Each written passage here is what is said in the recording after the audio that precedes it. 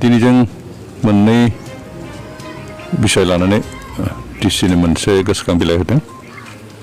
मोनसे जाबाय दाखालि 28 तारिखखालि बिटिसिनि प्रिन्सिपाल सेक्रेटारिया स्पेशली उदालगुरि जिल्लानि डिसिनो मोनसे अर्डार हरदोंमोन आरो बे अर्डाराव आथिखालाव सोलिबाय थानाय जितु कर'ना भाइरास बिनि एगेन्स्टै रायजो राजाफोरखौ सांग्रां खालामनो थाखाय बेखौ बिसिटिसिनि चेयारमेन मेम्बार आरो आशा कर्मी सिआरपि सेल्फ हेल्प ग्रुपनि जायफोर सिआरपि बेनिफ्राय अंगनवाड़ी कर्मी बिथांमोनखौ नोडल अफिसार हिसाबै बाहायनांगौ होननानै जितु डिरेक्सन हरदोंमोन बेखौ बिथा खालामनानै मैया उदालगुरि बिडिअ'आबो बेबायदि मोनसे सार्कुलार होदोंमोन जे दायित्वखौनो होना हरदोंमोन बिडिअ'आ जे बिसिटिसिनि चेयारमेनफोरनो गासैनोबो जे नोंथांमोनखौ बिदि नोडल अफिसार हिसाबै बाहायनाय जाबाय नोंथांमोना फिल्डआव खामानि मावदों होननानै खिन्थु जों मिथिगौ बर्तमान इलेक्सननि कड अफ कन्डाक्ट सोलिगासिनो दं फारसेथिं कर'ना भाइरासनि मोनसे गिथावथाव महराबो सफैदों बेनि थाखाय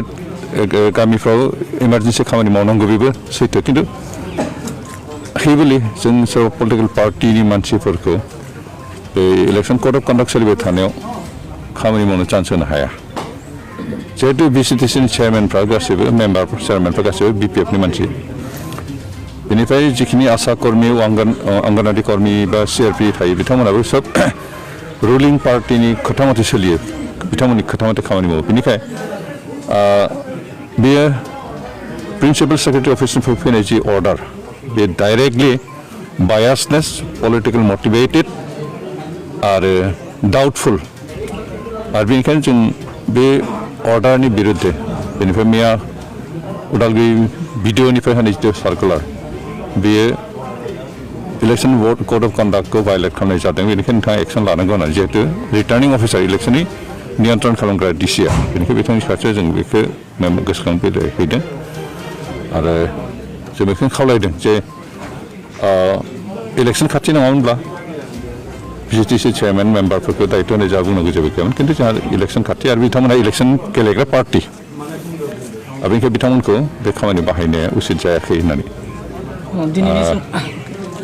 बेनिफ्राय जोंनि बे माबायाव बिथांमोननो जे बेनि सोमोन्दै गोजौआव जनाय हरबाय दा मा एक्सनलाय गोजौ लागोन खिन्थु आं डाइरेक्ट बिथांमोननि जिहेतु बिथांमोना गभर्नमेन्ट अफिसारा आंनि गोजौ लेभेलनि बे प्रिन्सिपाल सेक्रेटारि जिहेतु आंनि गोजौ लेभेलनि अफिसार बिथांनि माबानि सायाव आं डाइरेक्ट एक्सनथ' लानो हाया खिन्थु थेवबो गोजौआव जनाय हरबाय मा डिसिसन फैयो बे अफिसार लेभेलनिफ्राय फैसिगोन गोजौ लेभेलनिफ्राय फैसिगोन बेदिनो बिथाङा माने ओमफ्राय बेजों लोगोसे आरो मोनसे इनफरमेसनखौ होबावनाय जादों बिथांनो जे बिपिएफनि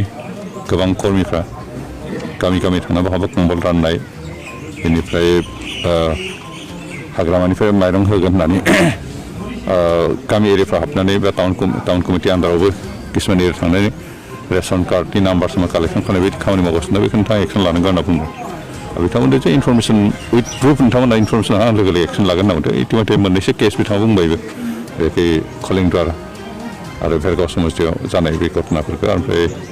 बेखिनिखौ आं एक्सन लासिगोन लाबाय ओमफ्राय इतिमध्य एक्सन लानायानो जाबाय आरो बेबायदि मोनसे केस जुदि स्पेसिफिक केस नोंथांमोना जुदि उइथ प्रुफ उइथ इभिडेन्स होयोबा आं लोगो लोगो एक्सन लागोन बेनिफ्राय दिनै बे माबानिफ्राय मा बुंगोन लकडाउन जानायनि थाखाय आरो बेबो सानसे साननै गोबां प्राय 8 दिन जाबाय दिनैहालागै आरो बे 8 दिन लकडाउन जानाय गोबां हाजिरा मावनो जाग्राफ्रा बाहाय ओंखारनो हायाखै खामानि मावनो हायाखै आरो बेनिखायनो गोबां जानाय बेसादनि अभाबाव गोलैदों आरो जों बिथांखौ खावलायदों जे अन्तत जि न'खरफ्रा टाउनाव थानायानो जा गामियाव थानायानो जायफ्रा दैलि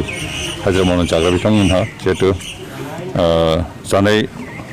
बेसाद मोनाखै गोबाङानो आंखालाव गोग्लैना दं बेनिखायनो नोंथांनि एजेन्टफोरजों बेखे गभर्नमेन्ट लेभेलनि सार्कल अफिसार थाबाय बेनिफ्राय पुलिस प्रशासन थाबाय गामिनि गांबुराफोर थाबाय बिथांमोनखौ बे माबानि बिटिपिनि वार्कारफोर थाबाय बिथांमोननि थ्रुयैदि अन्तत बे गामि ओनसोलाव थानाय जायफ्रा आंखालाव गोलैदों बिथांमोनखौ जानाय बुस्थु होनायनि थाबैनो बेबस्थाखौ खालामनांगौ बेखौ जों खावलायदों आरो बिथाङा बुंदों जे आं बेखौ खालामगोन दाबो खालामबाय थादों खिन्थु जोंहा उदालगुरियाव बेबायदि जानाय बुस्थु दोननो थाखाय स्टक खालामनो थाखाय बेबायदि गुदाम गैया बेनिखाय गोजाननिफ्राय लाबोना होफैनो गोनां जानाय एसे देरि जादों आं बेखौ नाजाबाय थादों होनना बुंदों आरो बे बाथ्राखौ मोननानै जों गोजोनदों मात्र इतिमধ্যে खबर मोनदों प्रिन्सिपाल सेक्रेटारिनि जि अर्डार बेनिफ्राय मैया बिडिअ होनाय जि सार्कुलार बेयो गोरोन्थि जादों होननानै आरो गोदान सार्कुलार हरफिननो होनाय गम मोनदों दा बेसेबां सैथो बेखौ दासिमबो गोरोन्थि खिन्थु इतिमধ্যে एसे बे सार्कुलारखौ कारेक्सन खालामनानै हरफिननाय होननानै जों खबर मोनदों जों लुबैदों जे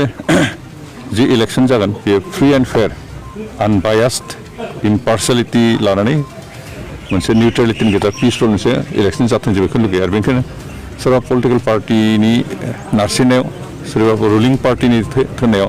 अफिसारफ्रा खामानि मावबाय थानायखौ जों नुदों आरो बेनिखायनो जों रायजो राजाफ्रा सांग्रां जानाया मोजां जे बेनिखायनो जों एक्चुवेल इनफरमेसनखौ रायजो राजाफोरनो होनांगौ जों बेखौनो खावलायदों रायजोफ्रा सांग्रां जानाया मोजां दिनै बिपिएफनि सरकार थानायखाय बिपिएफआ गावनि मेसिनारिखौ बाहायनानै गोबां अफिसारखौ गावसोरनि इनफ्लुयेन्साव लांनानै रायजो राजाखौ मिसलिड खालामनो नागिरगासिनो दं आरो जों बेनिखायनो जोंनि बे इलेक्सन भायलेसन खालामनो नागिरनाय कड अफ कन्डाक्ट भायलेसन खालामनो नागिरनाय मानसिफोरनि सायाव सरकारि बिभागा स्ट्रिक्ट एक्सन लानांगौ आरो जायफ्रा रेशन कार्ड नाम्बार कालेक्सन खालामदों बहाबा कम्बल रानदों बिथांमोननि सायाव एक्सन लानांगौ जों बेखौनो एडमिनिस्ट्रेसनखौ खावलायो